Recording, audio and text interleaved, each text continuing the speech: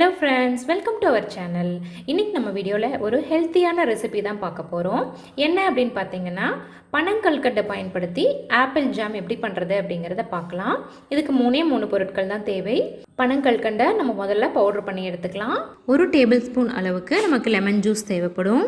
நம்ம ஆப்பிளை இப்போ நல்லா தோல் சீவி எடுத்துகிட்டு உள்ளே இருக்கிற விதையெல்லாம் நீக்கிட்டு நல்லா ஸ்லைஸாக கட் பண்ணி எடுத்து வச்சுக்கலாம். பாருங்கள், இப்போ நம்ம ஆப்பிளை நல்லா க்ளீன் பண்ணிவிட்டு ஸ்லைஸ் பண்ணி எடுத்தாச்சு.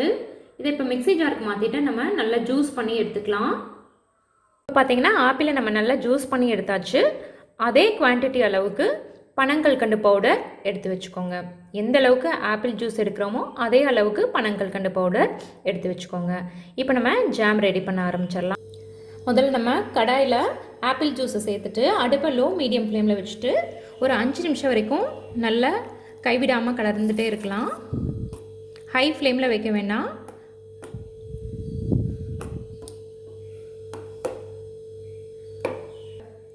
ஒரு 5 நிமிஷம் நல்லா கலந்துக்கோங்க.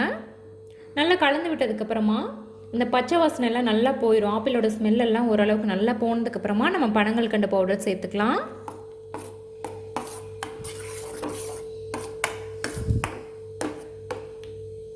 இப்போ பார்த்தீங்கன்னா 5 நிமிஷத்துக்கு மேலே ஆயிடுச்சு. ஆப்பிளோட பச்சை வாசனை நல்லா போயிடுச்சு. இப்போ நம்ம பனங்கல்கண்டு பவுடரை சேர்த்துக்கலாம்.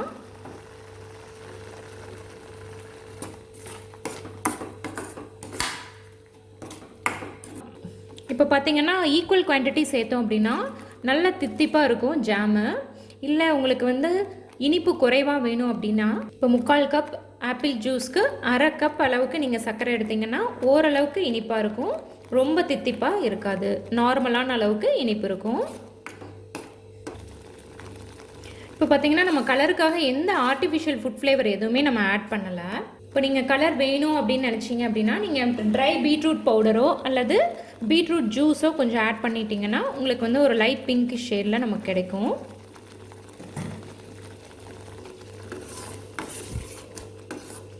அடுப்பை அதே மாதிரி லோ மீடியம் ஃப்ளேமில் வச்சுட்டு நல்லா கொதிக்க விடுங்க. ஹை ஃப்ளேமில் வச்சிங்க அப்படின்னா சீக்கிரமாக அடி பிடிச்சிரும். அதனால் மீடியம் ஃப்ளேமில் வச்சுட்டு அப்பப்போ நல்லா கலக்கி விட்டுட்டே இருக்கலாம். இப்போ பார்த்தீங்கன்னா பாதி அளவு ஜாம் கன்சிஸ்டன்சி வந்துடுச்சு. இன்னொரு 5 நிமிஷம் நல்லா கொதிக்க விடலாம். நல்லா ஜாம் பதத்துக்கு வந்ததுக்கப்புறம் நம்ம ஸ்டவ் ஆஃப் பண்ணிக்கலாம். இப்போ பார்த்தீங்கன்னா நல்லா ஜாம் கன்சிஸ்டன்சி வந்துடுச்சு. இப்போ நம்ம கொஞ்சமாக லெமன் பிழிஞ்சு விட்டுட்டு நம்ம ஸ்டவ் ஆஃப் பண்ணிக்கலாம். இப்போ நம்ம 1 டேபிள் ஸ்பூன் அளவுக்கு லெமன் ஜூஸ் பிழிஞ்சு விட்டால் போதும்.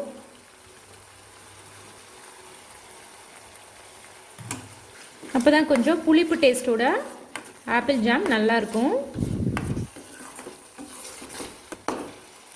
இப்போ ஜாம் கன்சிஸ்டன்சி வந்துடுச்சு. ஜாம் ரெடி ஆயிடுச்சு. இப்போ நம்ம ஸ்டவ் ஆஃப் பண்ணிக்கலாம். இப்போ பாருங்கள், சூப்பரான பனங்கல்கண்டில் பண்ண ஆப்பிள் ஜாம் ரெடி ஆயிடுச்சு. இதில் நம்ம எந்த ஃபுட் கலரோ எந்த கெமிக்கல்ஸ் எதுவுமே நம்ம ஆட் பண்ணல. வெள்ளை சர்க்கரையும் யூஸ் பண்ணல. அதனால் இந்த மாதிரி ஆரோக்கியமான ரெசிபியை நம்ம குழந்தைங்களுக்கு ஈஸியாக செஞ்சு கொடுக்கலாம். இந்த ஆப்பிள் ஜாம் பார்த்திங்கன்னா ரொம்ப டேஸ்ட்டாக இருக்கும். இதை நீங்கள் ஒரு தடவை வீட்டில் ட்ரை பண்ணி பார்த்தீங்க அப்படின்னா அதுக்கப்புறம் நீங்கள் கடையில் ஜாம் வாங்கவே மாட்டீங்க. அந்தளவுக்கு நல்ல டேஸ்ட்டாக இருக்கும். ஸோ இந்த ஆப்பிள் ஜாம் நீங்களும் வீட்டில் ட்ரை பண்ணி பாருங்கள். இந்த வீடியோ உங்களுக்கு பிடிச்சிருந்தா லைக் பண்ணுங்கள், உங்கள் ஃப்ரெண்ட்ஸ்க்கு ஷேர் பண்ணுங்கள். மறக்காமல் நம்ம சேனலை சப்ஸ்கிரைப் பண்ணுங்கள். கூடவே பக்கத்தில் உள்ள பெல் பட்டனையும் ப்ரெஸ் பண்ணுங்கள். தேங்க்யூ.